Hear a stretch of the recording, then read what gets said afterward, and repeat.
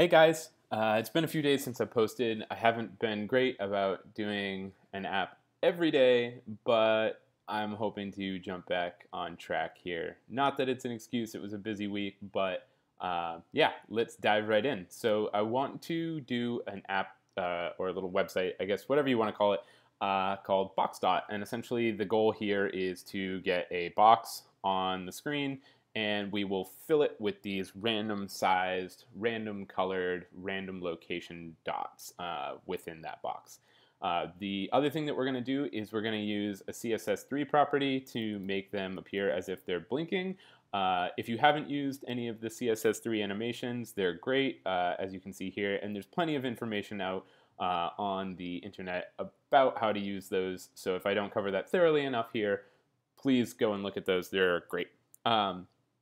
All that being said, I've already written the code for this and I implemented it last night. So I'm going to be pulling that code into the application and walking through it as I go. I've learned that talking and coding is actually really difficult. So if you have any questions, please leave comments below. You can also check out the source code on my GitHub. So that being said, let's dive right in. Right now on the screen, we only have these three divs. We have our title container here, and then we have this div with an ID of app.box.box, and then this div with a class animate. So I think first step will be to get our box on the screen. So let's go ahead and do that by defining some CSS properties for our app.box.app, or excuse me, app.box.box. A little overkill there. So all that's happening here is we're setting a solid black border of 5 pixels. We're setting it to 50% of the width of the screen, and then our defined height of 500 pixels that won't change. We're also giving a margin auto so that it self-centers, and our position is relative. So that's all pretty basic stuff, and voila, we have our box. So now let's actually define a circle. We're going to make a small circle on the screen, and how do we do that? Well, I will show you. So we're going to use our animate div here, and we will hard code our CSS for right now. As we move forward, we're going to be dynamically creating that CSS with our JavaScript file. But let me remove lines 10 through 15 because that's actually the animation, but we're not there yet. So right now we have this, we need to give it a color so we can see it too. So let's just give it red. We have this 25 by 25 box essentially, but then we're giving it a border radius of 50% to make it a circle. And then we're displaying it as a block, and its position is going to be absolute. So it should show up somewhere down here.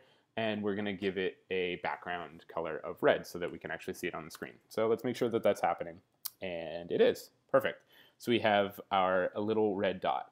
Now we want to make this dot blink. So how can we do that? So these are our CSS3 animations.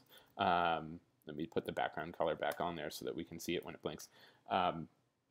These won't work right now, so if we actually refresh the browser, we'll see that the dot is not blinking. And that's because we haven't told the keyframes actually like what blink is and what we want it to look like. So let's do that right now. We will take this out of here, and let's put it right here. All right, now I'm defining it on the same class. You could throw it on the body, but there's no need to unnecessarily scope something like this. So try to keep the scope of things that you're defining within the things that need them.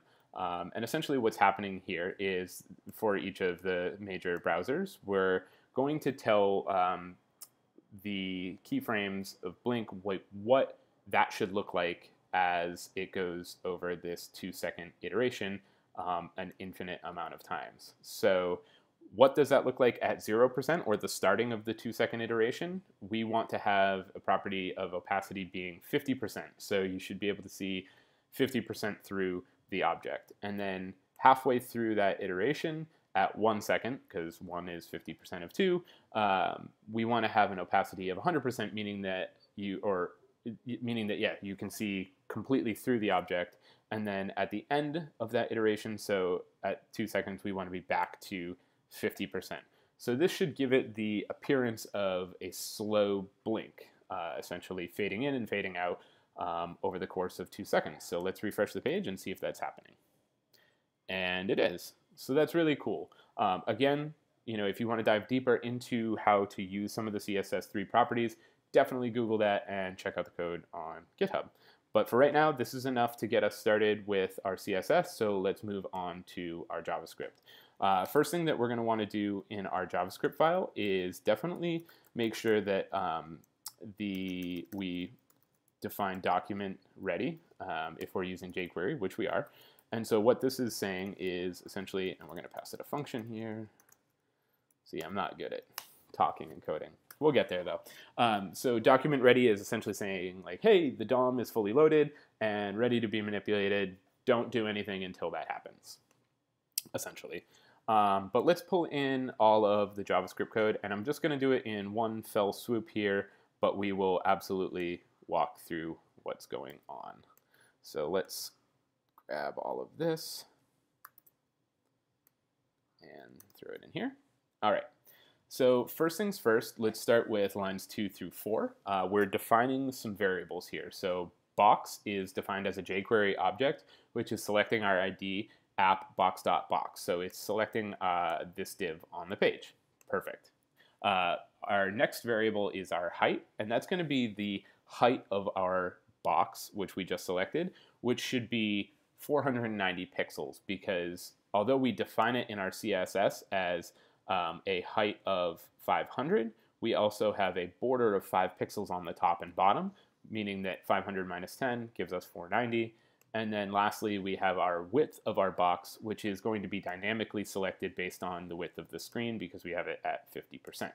Now, as a beginner, I was always, and actually I still always, console log things just to check some of my assumptions. So not to jump ahead of ourselves, so I'm going to actually comment this out, but I'm going to show you, if you haven't done this before, like what this is. So let's check that assumption that we just made, that our height and our width are what we think they should be. So our height should be 490 and our width should be some number that I have no idea because it's 50% of the screen.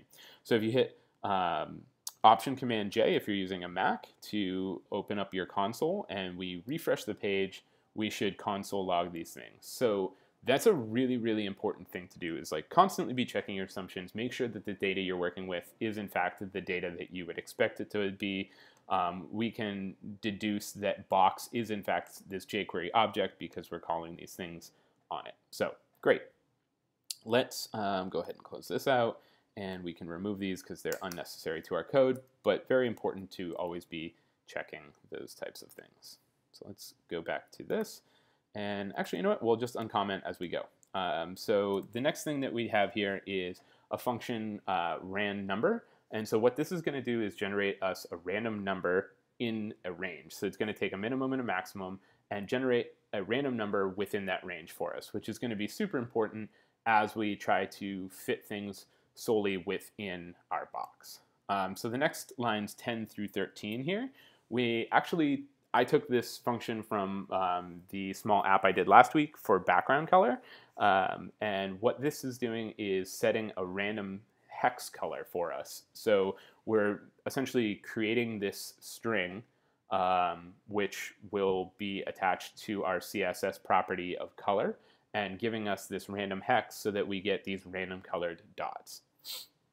And then arguably most important part is the logic of our actual filling the box with these dots. So this larger function line 15 through 32 is going to essentially do a couple of things. So it's going to define some variables. We actually don't need line 21 here because we're calling it we're calling our random color on line 24. But either way, we're going to start by setting a variable here on line 17, our random length. And so that's going to hold this call to random number.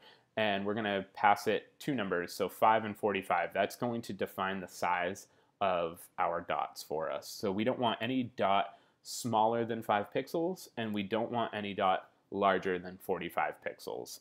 And as we can see, we're setting our height and width equal to line 17's variable's value. So we should get these sized dots.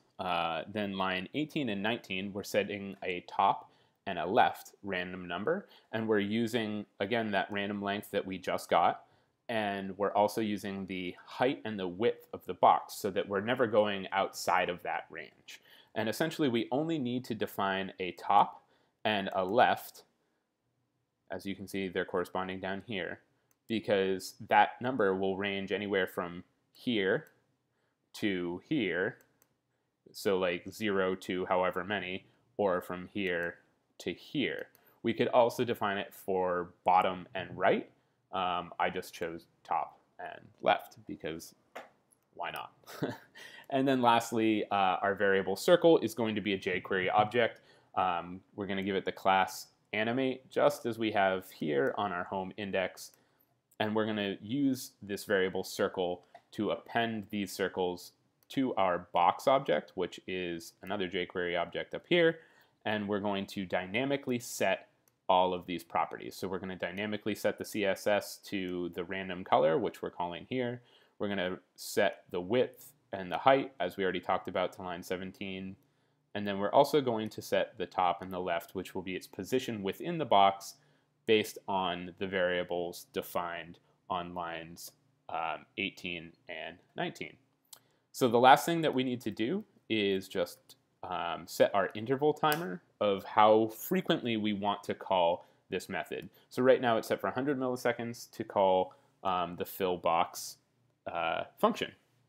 And so yeah, let's take a look at what that looks like. This is all the code that we'll need to populate our box. Refresh the browser, and there it is. So as you can see, we're getting some smaller dots and some larger dots, but they're all staying within that range that we wanted. Now, if you wanted to play with how quickly the box populates, we could increase this to calling the function every 1,000 milliseconds. And let's actually also change our blink time. So rather than having the time over the course of 2 seconds, let's do it over the course of 3 seconds and see what that looks like. Refresh the page here. And cool. So it's a little bit slower, which kind of gives it this, you get to kind of see it happening, which is cool. I think I like it like that. And that's essentially all of the code needed to accomplish this. I'm going to just take this little guy out of here because we don't need that small red dot down here anymore. So we'll refresh the page for our final product, and there it is, BoxDot. Any questions, comments, please leave them below.